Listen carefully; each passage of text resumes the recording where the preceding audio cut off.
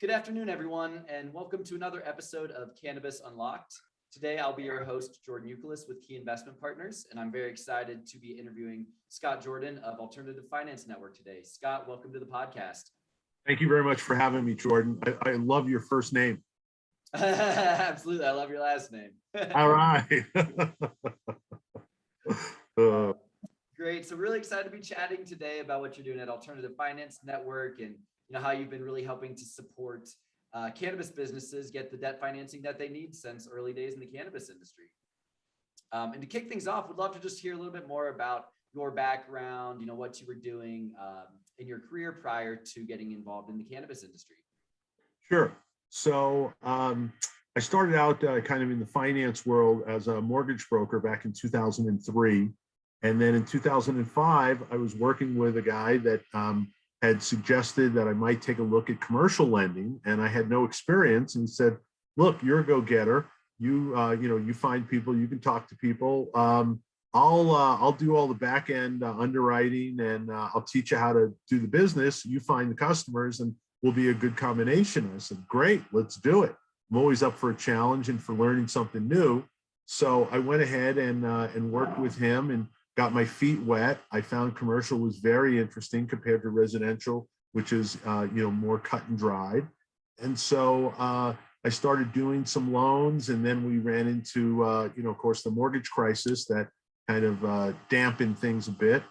And in 2009, I did my first cannabis loan through the dispensary I was a patient at, and it was very difficult back then because the banking was whack-a-mole banking. I mean, it'd be up one day, down the next, and it was very, very difficult. And so I did a few more loans, but in 2013, I took a job with a leasing company, and my phone started ringing off the hook with people wanting to fund their businesses. And back then, there was literally no funding other than Mo and Joe, with duffel bags of money and a few cash advance companies. And so I went into my bosses and I said, "Hey, I think we ought to get into this." And they literally laughed me out of the room and humiliated me, saying I was crazy. This business wasn't going to survive. Did I want to go to jail? I didn't look good in orange, these things. And so I took umbrage with that. And I said, "You know what? I think I'm going to try to prove them wrong here." So I went to a lender of mine that did alternative assets and alternative lending, gentlemen's clubs, laundromats, things like that. And I asked him, would he consider doing a cannabis loan? And he said he wanted to do some research. And he said, "Yeah, as long as it's non-plant touching." So that kind of started things off in I had, a real lender with real money that was somewhat reasonable that wanted to do, lending. And back then, there wasn't that many companies that were non-plant touching back in 2014 that had decent financials. But I was fortunate in that I did some research, and I managed to convince the kind of industry leader at the time, Weed Maps, to take a look at doing some debt, and did my first debt deal with them and kind of progressed from there. Wow, that's fantastic. That's pretty cool to see how far, both you and Weed Maps have gone, obviously, now with Weed Maps. Oh, yeah. Very successful exit. And that's one of the things that I try to help my customers with, is setting things up with the end in mind. Because, equity, once you give it up, it's like your virginity. You can't get it back, okay? You can't unring the bell, and you can't become a virgin. And so what I try to do is I try to keep that in mind, where, in that case, it was really, really interesting because they were going to take $2 million for 10% of the company at the time. And, they sold out to that SPAC at $1.5 billion. So the difference was $150 million. Wow. To, maybe $400,000 or $500,000 in interest that they paid me, which was tax deductible, at the time. So it really makes a difference. It's one point that, I would make with entrepreneurs that might be watching this. Remember, you can't get your equity back. Better to pay a higher rate than you think you ought to pay for debt than to give up your equity, particularly in the early stages of the business, particularly if you're going to hit your projections. that you are, using to, rely on getting the money. Right. No, that makes total sense. It's an important, trade-off that folks need to think about, especially as you mentioned in the earlier days of the life cycle of the business when valuations are lower and, each percentage point of equity is significantly more meaningful. So anyway, with that in mind, you kind of talked about the early days of you financing deals in the cannabis industry. So then how did that evolve and lead to you breaking off to form Alternative Finance Network? So during those early days, I was going and speaking at shows and meeting people and putting together a network kind of one by one of lenders that would offer the ability to help level up the playing field for marijuana business owners. I felt like it was terribly unfair the way that cannabis business owners were being treated by everyone. I mean, it was like a pariah. You couldn't, there was only a few places that would let you in terms of having events at night. We were actually just talking about that the other day, that we couldn't get in every place. You were paying much more in taxes because of the 280E. You were much more prone to audit, which is a tremendous expense and a tremendous distraction from the business. Not only are you paying lawyers, but you're focusing in on gathering paperwork rather than growing the business. And I really felt like marijuana business owners were being treated like Black people were in the 40s and the 50s, and I wanted to do something to help equalize that in the small way that I could. So my goal was to get capital sources into the industry to be able to provide the various food groups of, equipment, working capital, real estate. Back then, people were not doing sale leasebacks, and that's become much more popular. Mm-hmm. I wanted to be able to also provide what I thought was a better solution for marijuana business owners to come to one source, fill out one application, and be able to get equipment for their grow, be able to refinance their hard money loan for real estate, be able to get working capital, be able to get a revolving line of credit. I mean, revolving lines of credit are the lifeblood of every business out there, with the exception of marijuana businesses, because they're very rarely available. We happen to have completed one at the end of July, and that was one of the first ones, and certainly the first one that I know that was in the single digit rates. And every business needs that because cash flow is not steady. Cash flow goes up, cash flow goes down, but the bills stay steady. And then marijuana business owners have the extra burden of always having some regulatory agency that wants some amount of money from them that they didn't plan for and budget for. And so it's very difficult, for them. So the goal has been to level up the playing field, provide services, banking services. I was one of the early proponents and helped Sunday Seafried over at Safe Harbor put together that initial program that was really groundbreaking in the industry at the time, back in 2015, and be able to provide normalized banking services for cannabis businesses. And so the model that we've set up is to bring in vetted lenders that can lend to, that are comfortable crossing over the green line, as I like to say, and being able to provide, valuable cannabis funding for them not to have to give up equity and not have to, sell off parts and pieces, of their company to get normal CapEx type of spending and normal CapEx type of items in the business. Great. That's really interesting, Scott. And so I'd be curious to hear, over the last, call it 8 years or so since you started lending to cannabis businesses, how have you seen the industry and the capital markets landscape evolve? Do you see more competition for the type of loans that you're offering, or how have you viewed that landscape as evolving? Oh, it's a tremendous amount more competition. It's when you go to shows, and I'm looking forward to the Benzinga show coming up and MJ BizCon, you're seeing many more suits, many more Wall Street private equity guys. I mean, guys like you and Key Investments that have been there, done that in other industries, see the opportunity for marijuana that's growing. Have I think the stigma has lessened for professionals to cross over the green line and come into the industry. and a lot more competition because there's a lot of people competing and want that yield. And so I would say, 3 or 4 years ago, there was 1 or 2, maybe 3 debt providers out there. I would say there's multiple debt providers. And, when you Google, you'll see the list of debt providers, out there.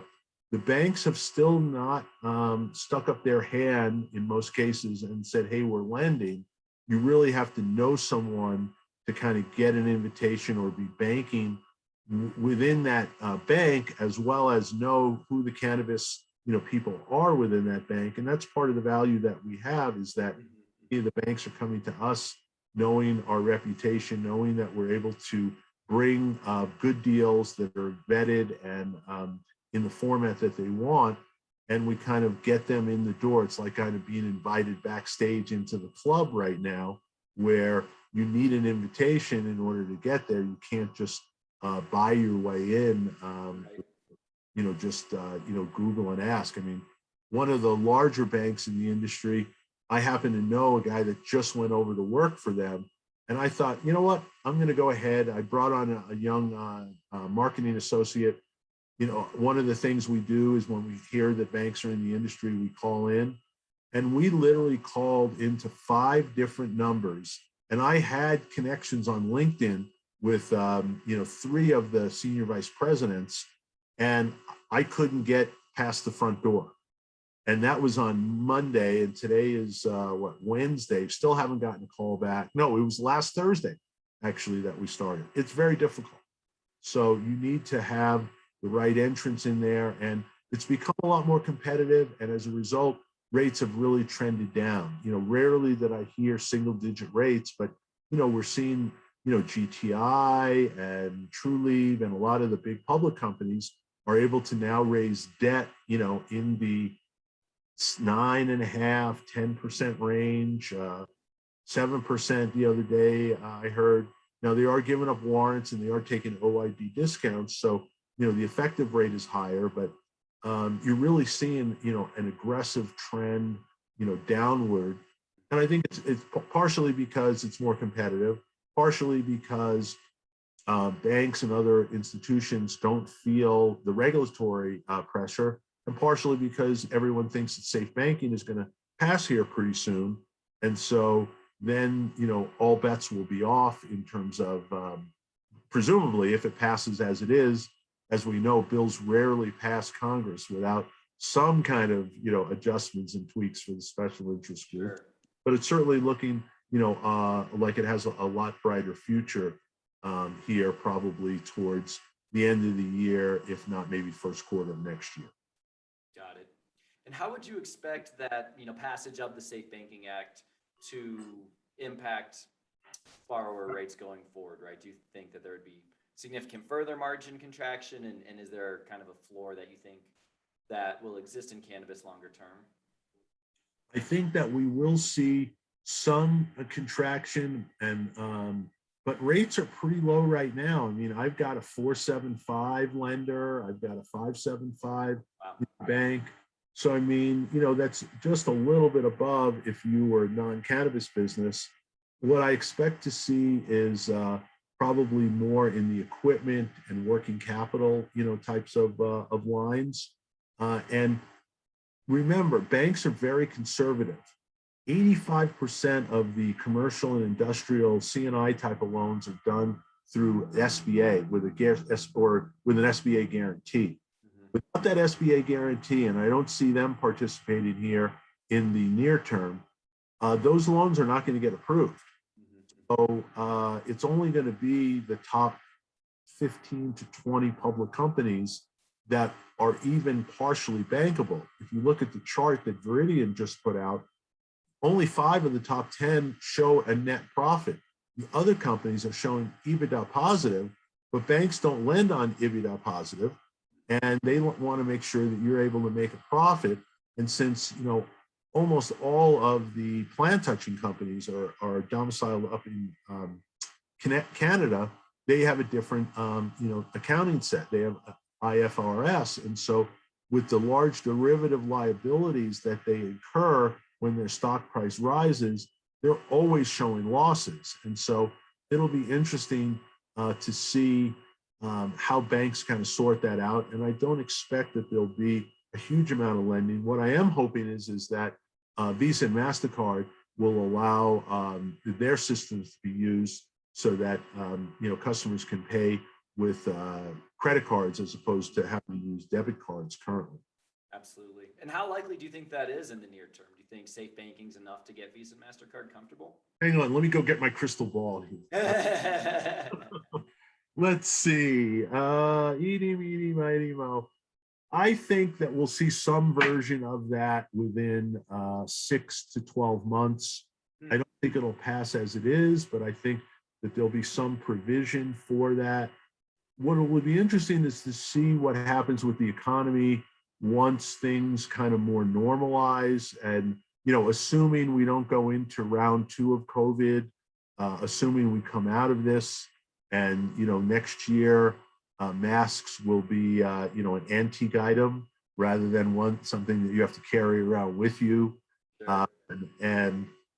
We'll just have to see kind of how that turns out. And I think that we will see some progress. I think that as more and more states pass, and as more and more of the government officials flip from being anti-marijuana, like John Boehner was, to all of a sudden embracing marijuana, and increasing jobs and balancing out state budgets will become more and more important. I think that it's amazing how money will make people's minds flip positions so readily.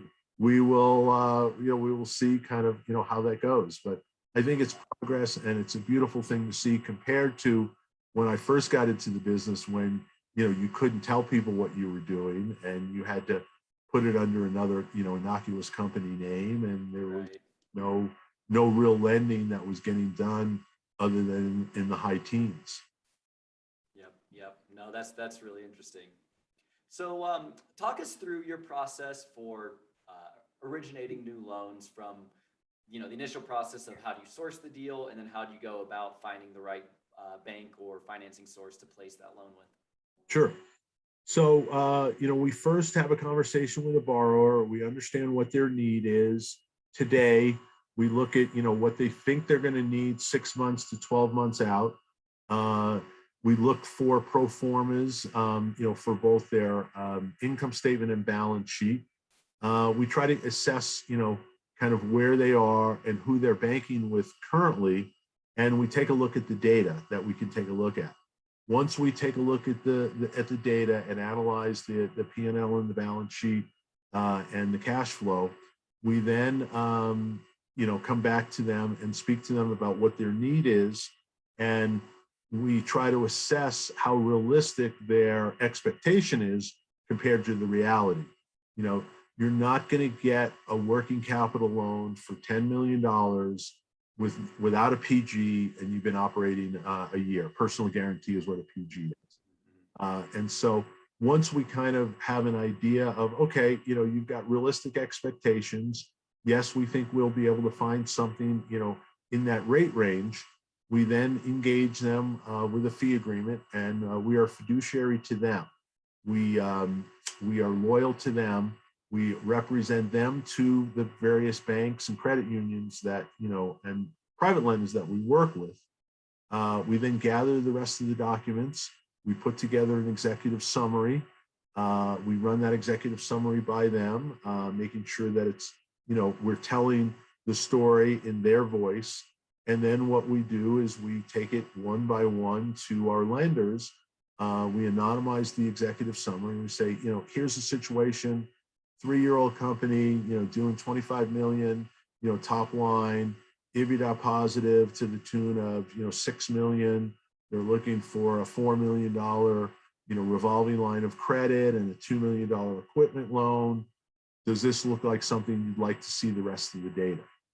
So one of the advantages that we have is that we understand, because we come from, banking and lender perspective, how to set up a file so that it's most likely to be perceived positively. We don't just throw an email together with 10 files. we put together an executive summary. So we make the banker's job easy. Our goal is to make the banker's job or the lender's job as easy as possible, so our deals rise to the top of the stack, because the good lenders and the inexpensive lenders have multiple files that they're working on. And again, even if you know who they are, it's not easy to A, find them, and B, get in the front door, and then C, be able to get to the top of the stack so that it's not a 3 or 4 week wait to get there. So we kind of are an intermediary in that sense. We then, follow up with them to make sure that they have what they need to get us a decision. And then we ask, for a decision. The decision is yes. We get a indication of interest terms back. We then run those by our borrower and say, here's what, lender A is offering. Is this good enough, or do you want us to go to lender B or lender C? Many times speed is one of the more important factors to be able to get the money, because there's an opportunity that they have, or they want to start the build out in the expansion of their grow, or what their grow is. And a lot of times we're able to exceed their expectation of, they were expecting to pay 13 or 14. We come in at 11. They're thrilled. They say, great, let's go forward. Boom. We then get them a term sheet and then an agreement. They sign that, and away they go into due diligence land. And then we monitor the transaction all the way through to make sure that there's no stuck points. Players haven't gotten hung up with the difference between negligence and gross negligence, which sometimes happens, and everything is moving forward, and they get the money, and then we move on to our next deal. But we've been doing it for so long. I've been doing it now 12 years. That process is fairly smooth. We'll sometimes run into some hiccups, but the beauty of my model is, unlike going to a direct lender, is if we do run into a hiccup, we've got a backup for them, and we've got another lender that can step in and provide the funding. That actually happened to me on one of the early deals we did. We had a lender lined up. It was a great rate. When it came down to a week and a half before closing, they ran into a hiccup with their investor and couldn't close. And this guy had a hard deadline on October 1st. October 2nd wasn't going to work. It had to be before October 1st. So I was able to reach out to one of my lenders that I know can get stuff done very quickly. He came down, looked at the property, said, yep, we'll do it. The rate was 2 points higher, but the borrower said, I don't care, that it's 2 points higher. It's nominal in the situation. Let's just go get this done, and let's go to closing. So speed and certainty is very important, and we provide both. I believe we'll get it done quickly, but for sure we will close when we say we're going to close, barring COVID or something way outside of our control. Right. And so with regards to the folks who are actually then lending the capital, what does the makeup of those financial institutions look like? Is it mostly banks, credit unions, life insurance companies, and kind of how has that landscape evolved over time? Sure. It's a combination. We have over 112 lenders in the network. We try to utilize the banks and credit unions and life insurance companies for real estate loans first. We've a couple that will do, actually, we got a term sheet back for a revolving line of credit for a MSO that was at prime plus 2.5, so 5 3/4, with some other caveats. They wanted the deposits, but that's a very, very attractive rate, and the first of many that we expect to see from this bank. And the banks are evolving, and they're a moving target in terms of opening things up. What we found is that they say that they're doing real estate. They want loans between this amount and this amount, but if we propose a good deal to them, if one of the top MSOs comes to us and says, hey, we want to finance this land, things can change and things will evolve. Most people, though, don't qualify for that because they're looking for, positive EBITDA at least 12 to 18 months. And so we take them to private lenders, and we know who is flexible and who can get the job done at the lowest rates. And generally, it's a combination of speed and low rates is what a borrower wants. They want to close tomorrow, at 6.5.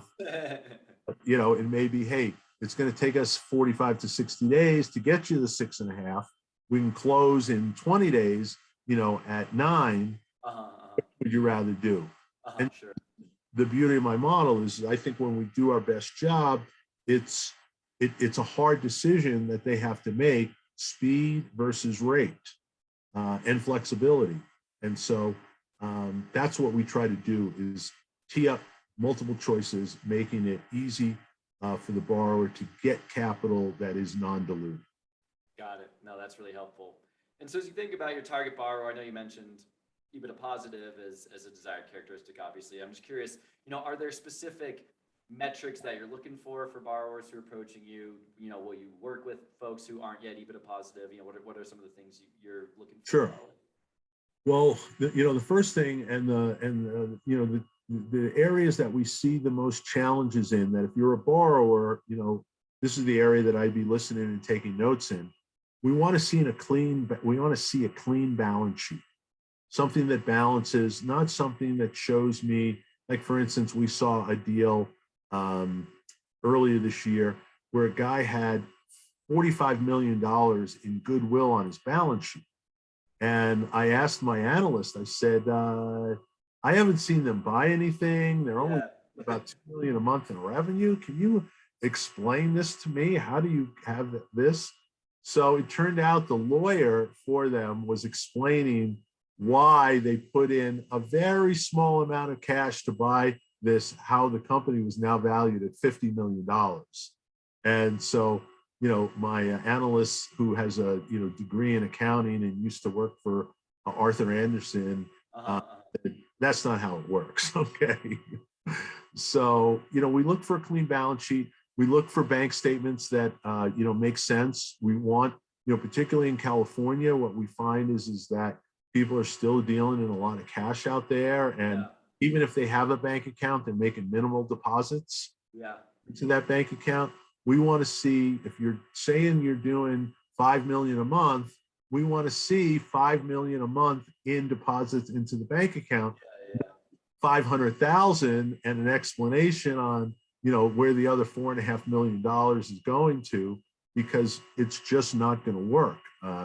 Certainly you can't walk into a bank and get a loan that way. And most private, investors, particularly the low cost ones, are seeing more deals than they can fund easily and quickly. And so they're immediately rejecting those deals. And we don't even send those deals on because we know that they're not going to get any place. So show me that you're depositing all of your money. Show me a good reason for the need for cash. We had a guy come to us very recently, said he needed $2 million because he had a tax lien problem, and he was using Uncle Sam to finance the growth. And I said, we need to come up with another reason for that, because paying off your tax lien is not something, a borrower wants to do. So we counsel people also in applying for something that makes sense. Don't tell me, you need $500,000, 250,000 is to, buy your wife, presents, and 250,000 is to go on vacation because you haven't been on vacation in 7 years. Have it be for growth of the business, because that's what lenders want to see. They want to see that their money is going to be repaid. And one of the recent additions that we've made that I think will be very positive for the last quarter of the year is we've brought on a company that can audit and help with marketing and help bring their 7 years of experience in the cannabis business into help market and increase sales, because the best determinant of being able to repay a loan is to have a healthy sales pipeline and be able to make or exceed your pro forma numbers. And we believe with the experience that they've had, and it's a relationship that I've had with someone for 7 years, that we will be able to positively impact the sales growth, which I think will be a huge benefit for everyone. The lender, the borrower wins, everybody wins, when we can use somebody to put together a marketing plan and be able to execute on the sales. Because Sure. no matter how great a marijuana that you grow, because we've met a lot of people that claim to be the best, they grow the best marijuana out there. It's not just growing good marijuana, it's also marketing, packaging, staying in compliance, and doing the other things in the business to be able to ring that cash register up, daily or, weekly with sales. So that's what we do. And then we monitor afterwards, how are things going? What's going on? Is the amount that you asked for right? Are you looking for, more money? What are the needs you have? Because marijuana, business owners are on usually a huge, hockey stick growth path. And so they find that, what they needed in April, they need more in August, and then they need more in January than they thought because things changed or, other circumstances came up. Yep. No, that makes sense. Well, Scott, thank you so much for your time this afternoon. It's been a really fascinating conversation. As we wrap things up, would love to know if there are potential borrowers or lenders on the line. Is there a great way for them to reach out to you and see if they can? Sure. Well, thank you for asking that, because we've recently started to lend to lenders. So if you're a lender out there and you're looking for funding, we can get a revolving line of credit or some sort of credit facility or finance, assets for you. Please reach out to me. Borrowers that are looking for, $1 million or more, at least $500,000 now, and have some growth path. Probably the best way is to go to my website, which is just alternativefinancenetwork.com, or look me up on LinkedIn, Scott Jordan, and would love to help entrepreneurs grow. I will be at the Benzinga conference as well as the MJ Biz conference. Looking forward to going back out to both of those and getting back on the trade show circuit. And I really appreciate you having me on. On your show here, Jordan. You guys have done a tremendous job and tremendous service. I found you in doing a podcast where you had 3 of the direct lenders on, and I learned some things there. It was fascinating to be able to see that, and keep up the good work. It's really needed, and look forward to meeting you in person one of these days. Absolutely. Thanks so much, Scott. Really appreciate those kind words, and had a great time with the interview this afternoon. So thank you very much. Your evening. Thank you. All right. Take care. Take care.